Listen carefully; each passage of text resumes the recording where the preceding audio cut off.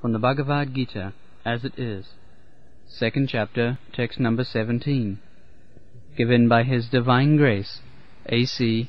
Bhaktivedanta Swami Prabhupada, recorded on November 22nd, 1972, in Hyderabad, India.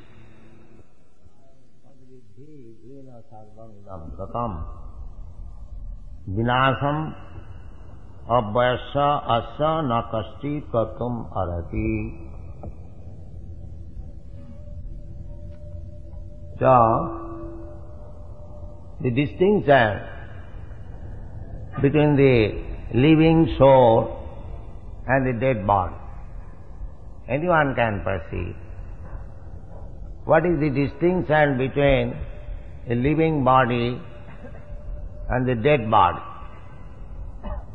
When a man is dead, his relatives cry, lament, "Oh, my father has gone, my son has gone." But the father, as we have seen, he is lying on the floor. Where he has gone? He is lying on the floor.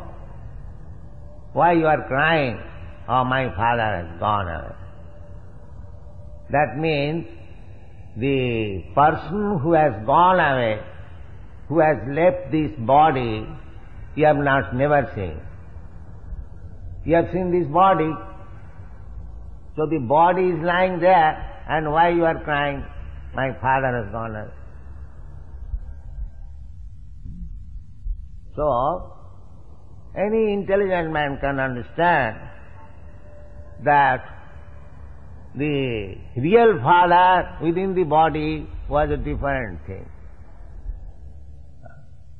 But our ignorance is so great that we accept this body, this dead body, as my father.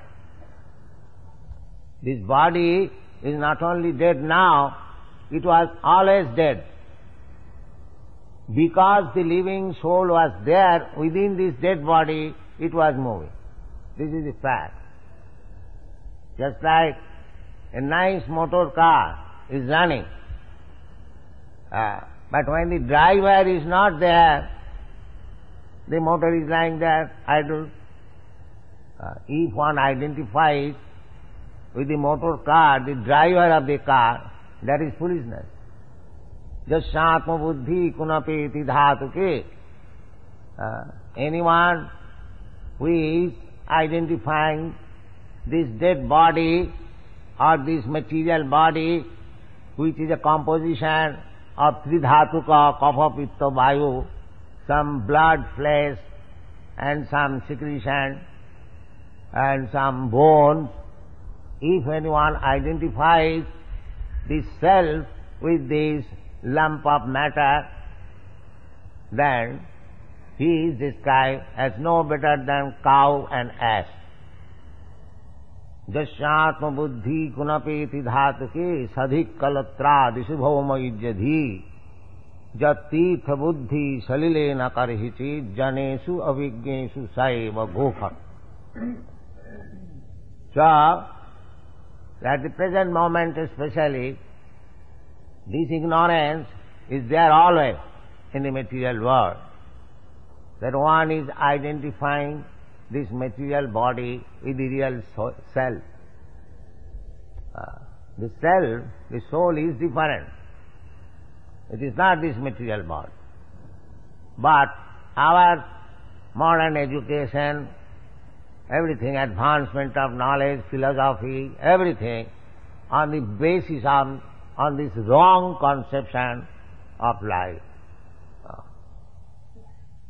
So, to give a glimpse of idea, what is that soul, how it acts, here Krishna, Lord Krishna informs us, Abhinashi tu tad vidhi jena sarvam idam tatam. Vinasam abhyasya asya na kashchit kartum arhati. So, the soul, the presence of soul is perceived by the consciousness. The consciousness, just like the presence of sun, even I was blind, I could understand the sun is there because the sun light and heat I am experiencing. Without seeing the sun, as soon as I come to the sunshine, I feel light and heat. Therefore, immediately I can understand there is sun. It is not very difficult. Similarly, just like we try to, when a man is dying, we try to feel whether the man is breathing or he is feeling, touch, sensation, these are the tests. So, the touch sensation is there, so long the soul is there. Now, I am living body, if somebody pinches my body, because the consciousness is all over the body, so I feel somebody is pinching me. But when the consciousness is not there, if somebody chops up my body, I will not protest. Therefore, we should understand what is that living thing. That consciousness which is spreading all over this body, that is living force. Krishna says here, Avinashi tu tad vidhi, jena sarvamidam tatam. Jena, by that consciousness. The consciousness is spread all over the body. So Krishna says, that consciousness is Avinashi. After the annihilation of this body, which is called dead, the consciousness is not dead. That we do not understand. There is no science, there is no philosophy. Everything based on a foolish assumption. They say the consciousness is made possible by combination of matter. This combination of matter, 5 elements, gross, the subtle elements they cannot see, even they see. So, their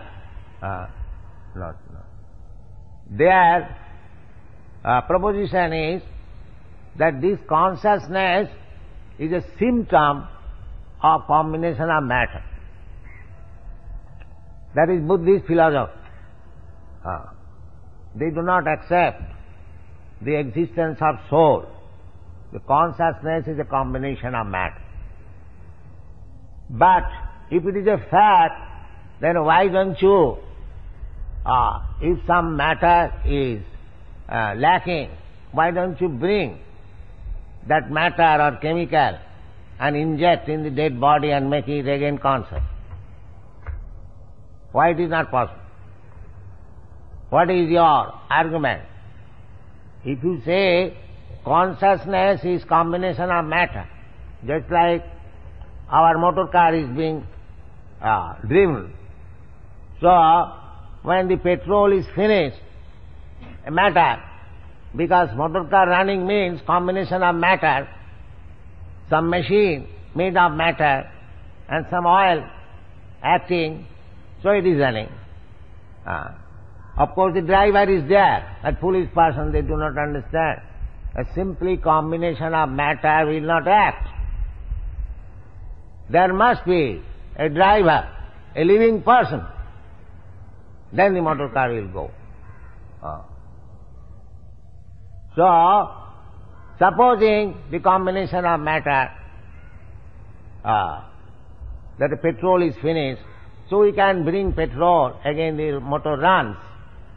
So if this body was running simply on combination of matter, and some matter is lacking, so why not bring that matter and put into it, and it will run? But that is not possible. That was the living force which was running this body, was a different element.